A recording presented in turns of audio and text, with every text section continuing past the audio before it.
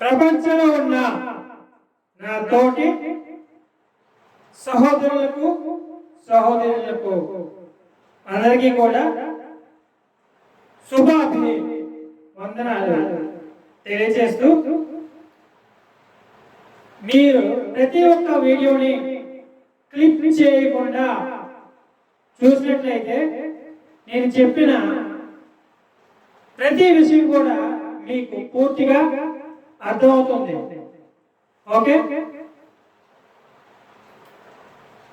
మీరు ఎటువంటి స్థితిలో ఉన్న వ్యక్తులైనా ఎవరైనా సరే నా ఛానల్ని సబ్స్క్రైబ్ చేసుకొని లైక్ చేసి అనేక మందికి మీరు షేర్ చేసినట్లయితే మీరు కూడా మేలు చేసిన వారు అవుతారు. ఓకేనా? అయితే గత వీడియోలో మానం గురించి, ప్రమాణం గురించి, సర్వమానం గురించి, ఉపమానం గురించి పద్ధతిగా ఒక మానవుడిని పోల్చి తెలుసుకున్నాం. అయితే ఇప్పుడు మనం అదే స్థితిలో దేవుణ్ణి మనం చూడాలి. ఎలా చూస్తామంటే, దేవుడు సర్వమానమై ఉన్నాడు. దేవుడు ఏమై ఉన్నాడు? సర్వమానమై ఉన్నాడు, సర్వ సత్యమై ఉన్నాడు. సర్వ సృష్టిని సృజించిన ఆ దేవుడు ఈ అనంత బ్రహ్మాండాల సృష్టిని సృష్టించి నడిపిస్తున్న ఆ పరమ తండ్రి ఏమై ఉన్నాడు? సర్వ అనంతమానమై ఉన్నాడు. ఓకేనా? ఇది మనకి అర్థం అవడానికి లేదా తెలుసుకోవడానికి మూలాధార విషయం.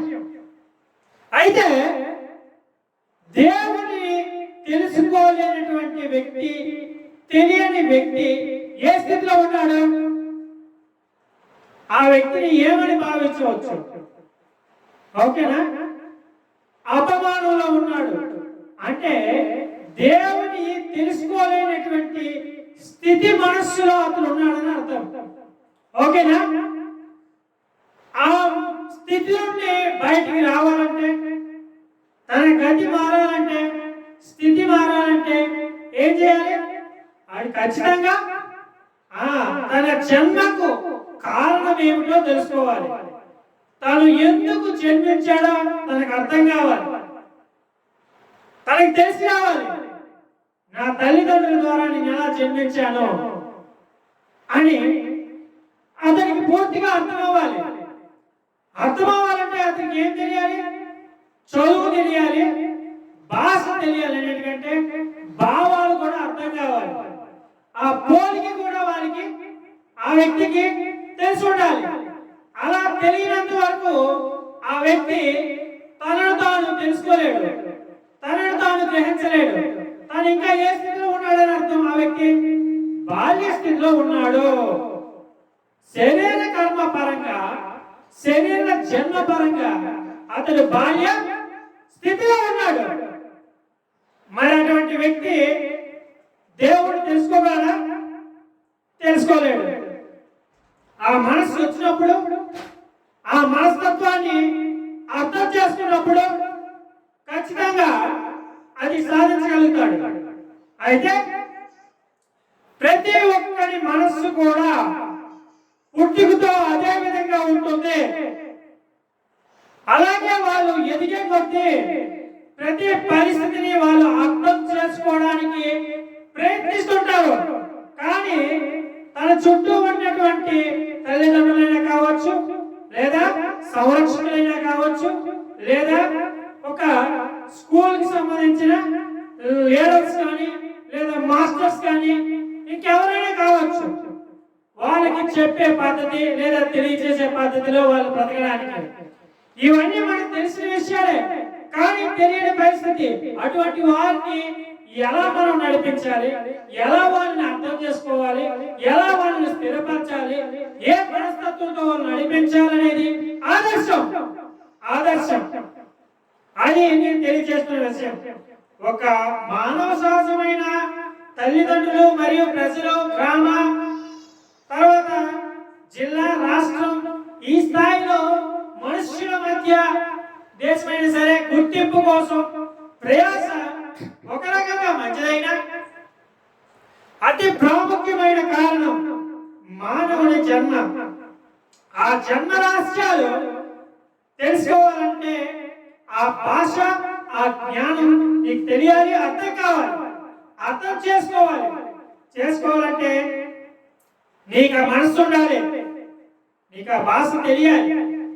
తెలుగు భాష అంటే తెలుగు భాషలో ప్రతి అక్షరము, పదము, వాక్యము, దాని యొక్క భావము మరియు అంతర్భావము ఇవన్నీ తెలియాలి. అందులో ఉపమానం వేరు. ఓకేనా? అలాగే ప్రతి విషయాన్ని కూడా మీరు ఆ విధంగా తెలుసుకోవాలి. దేవుడిగా ఉన్నప్పుడు అతని చుట్టూ ఉన్నటువంటి దేవుడి యొక్క ఉపకారులు, దేవుడి సేవ చేసేవారు, దేవుడిని గణపరిచేవారు, దేవుడి క్షేమార్థమై సమృద్ధిని మరియు ఘనతని, కీర్తిని, అన్నింటినీ, సమస్తాన్ని దేవుడికి ఇచ్చి కనపరిచేవారు. అతని యొక్క మాట కోసం ఎదురు చూసి తన జీవితాన్ని సార్థకం చేసుకోవడానికి ఆయన్ని ఆదర్శంగా తీర్చుకొని నడిచేవారు అని అర్థం. అటువంటి వారిని దేవదూతలు అంటారు. ఇప్పుడు దేవదూతలు అనే వాళ్ళు ఏ స్థితిలో ఉన్నారు అంటే దేవుడికి దేవదూతలు అనే వాళ్ళు ప్రమాణులై ఉన్నారు. ఓకేనా? దేవదూతలు అనే వాళ్ళు దేవుడు సర్వమానమైనప్పుడు ఆయన యొక్క దూతలు ఏమై ఉన్నారు? ప్రమాణులై ఉన్నారు. ప్రమాణులు అంటే పరిశుద్ధులు, పరిపూర్ణులు అని అర్థం. మొదటి ప్రమాణులు అంటే దేవుడితో సమానత్వాన్ని, దేవుని ప్రేమని, దేవుని యొక్క కృపని, ఆయన యొక్క జీవితాన్ని తెలియజేసేవారని అర్థం. వాళ్ళ విధంగా జీవితాన్ని, ఆయన వాగ్దానాన్ని, ఆయన మాటని మీకు తెలియజెప్పేవారని అర్థం. ఓకే? అలాగే మనం కూడా అటువంటి వ్యక్తులని గ్రహించగలగాలి, తెలుసుకోగలగాలి. అది ఏ సంబంధం అయితే ఆ సంబంధం. ఒకటి శరీర సంబంధం అయితే శరీర సంబంధమైన విషయాలతో పోల్చి చూడాలి. ఆత్మ సంబంధం అయితే ఆత్మ సంబంధమైన విషయాలతో పోల్చి చూడాలి. ఆ వ్యక్తి ఏ స్థానంలో ఉన్నాడు, ఏం చెప్తున్నాడు, అది మనకి ఏ విధంగా అర్థమవుతుంది, ఆ అర్థం చేసుకొని మనం ఏం చేయాలి అనే విషయాలు క్లారిటీగా మనకు తెలియాలి.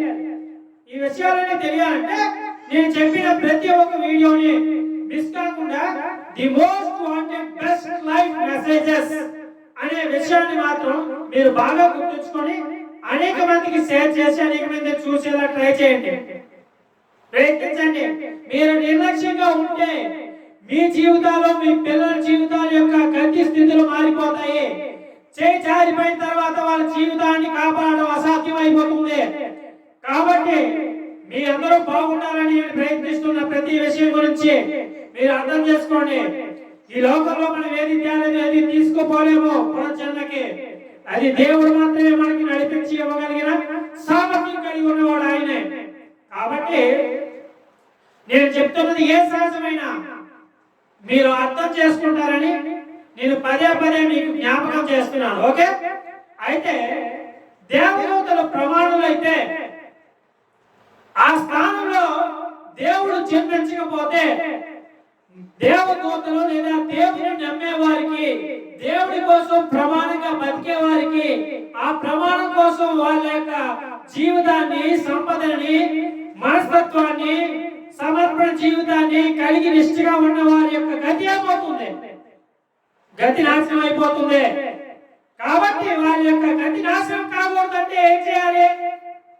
వాళ్ళకి దేవుడే స్వయంగా ఈ భూమి మీద అవతరించి జన్మించి వాళ్ళకి ఆదర్శవంతుడిగా నిలవాలి, ఆదర్శవంతుడిగా నిలవాలి. ఆ దారిని చూపించాలి, ఆ మార్గాన్ని తెలియజేయాలి, ఆ స్వభావాన్ని ప్రకటించాలి, ఆ మనస్తత్వాన్ని ఎరగాలి, గ్రహించాలి, నడవాలి. అది ఒక దేవుడే చూపించవలసిన దర్శనం. అదే ఆ దర్శనము. ఆ దర్శనముగా ఈ భూమి మీద ఒక సామాన్య మానవుడిగా జన్మిస్తేనే తప్ప, ఆ సత్యాన్ని గ్రహిస్తేనే తప్ప ఏ మానవుడు కూడా ఆ మార్గంలో ప్రవేశించి తండ్రితో ప్రేమని, కృపని, శక్తిని, స్వరూపాన్ని, సమస్తాన్ని పొందనేరడు. కాబట్టి నేను చెప్తున్న విషయాన్ని మీరు బాగా గుర్తుంచుకొని కొంచెం ఆలోచించగలిగితే, దాని వైపు కొంచెం ఏకాగ్రత చూపగలిగినట్లయితే మీరు ఖచ్చితంగా తెలుసుకుంటారు. ఒకేసారి అన్ని విషయాలు తెలుసుకోవడం ఎవరికైనా సాధ్యపడదు. కాబట్టి కొంచెం కొంచెంగా నేను తెలియజేస్తున్న ప్రతి విషయాన్ని కూడా ఏకాగ్రతగా తెలుసుకుంటారని భావిస్తున్నాను. ఓకే. అయితే ఇక దేవదూతల కంటే క్రింద ఉన్నారు మానవులు. అంటే మానవుడు అనేవాడు దేవుడి పట్ల విశ్వాసి, దేవుని నమ్ముతున్నవాడు, దేవుడి చూపుకై బ్రతకాలని ప్రయత్నిస్తున్నవాడు. అలా తెలిసేవాడే ప్రయత్నిస్తాడు. ఆ దర్శనానికి ఏది మూలమో, ఏది ఆదర్శమో, ఏది అతి ముఖ్యమో తెలియలేనటువంటి పరిస్థితిలో ఉన్నప్పుడు ఈ భూమి మీద మానవ సహజమైన అనేక రకమైన భాషలు, అనేక రకమైన వర్ణనలు, అనేక రకమైన మతాలు, అనేక రకాలైన కల్పితాలు, అనేక రకమైన ఆకర్షణలు, అనేక రకమైన స్వభావాలు, విభిన్నమైన మరియు భిన్నమైన అనేక రకాలైన ఉన్నాయి. ఇవన్నీ ఒకే ఒక వ్యక్తివై ఒక మనసులో నువ్వు అర్థం చేసుకోవడం, తెలుసుకోవడం, దాన్ని అవలేగా చేయించడం అనేది అసాధ్యమవుతుంది. కాబట్టి మనకి ఒక ఆదర్శమైన జీవితం, ఒక ఆదర్శమైన ఆలోచన, ఆదర్శమైన పద్ధతులు ఖచ్చితంగా తెలిసి ఉండాలి. అవి తెలుసుకోవాలంటే దాని క్రమంగా ఒకటిగా నేర్చుకొని నడవాలి. ఒకేసారి అన్ని నేర్చుకోవడం, ఒకేసారి అన్ని గుర్తుంచుకోవడం ఇవన్నీ జరగని పని. కాబట్టి మీరు ఒక చదువుకున్నా అదే ఏకాగ్రతతో వెళ్ళాలి. అలాగే మీరు ఒక పని చేసినా అదే ఏకాగ్రతతో వెళ్ళాలి. అలాగే మీరు ఒక ఊరు ప్రయాణించినా లేదా ఒక గుడికి వెళ్ళినా ఏం చేసినా అదే ఏకాగ్రతతో నువ్వు అక్కడ ఆలోచించాలి, ప్రయత్నం చేయాలి, పని కూడా చేయాలి. అలా చేసినప్పుడు మాత్రమే దాని వల్ల శాంతి, ప్రతిఫలం, సంతోషం, అలాగే క్షేమాభివృద్ధి ఇవన్నీ లభిస్తాయి ఒకటి తర్వాత ఒకటి. కాబట్టి నేను చెప్తున్న విషయాన్ని ఎట్టి పరిస్థితుల్లో మీరు నిర్లక్ష్యం చేసుకోకూడదని నా ఉద్దేశం. మీరు ఎంతటి వారైనా, ఏ వ్యక్తులైనా సరే, నేను చెప్తున్న విషయాన్ని మీకు అర్థమవుతుందని, అర్థం చేసుకుని అనేక మందికి తెలియజేస్తారని, తెలిసేలా వారి జీవితాలని బాగు చేస్తారని ఉద్దేశంతో చెప్తున్న విషయాలు ఇవి. కాబట్టి ఎట్టి పరిస్థితుల్లోనూ మీరు మిస్ కాకండి. ఈ వీడియోస్ ని ప్రతి ఒక్కరికి అందేలా చేయండి. మినిమం 1,00,000 మంది సబ్స్క్రైబర్స్ ని మొదటిగా నేను తెలియజేస్తున్న విషయం కాబట్టి మరోసారి జ్ఞాపకం చేసుకొని షేర్ చేయండి. అలాగే ఈ వీడియోని అనేక మందికి తెలియజేయండి.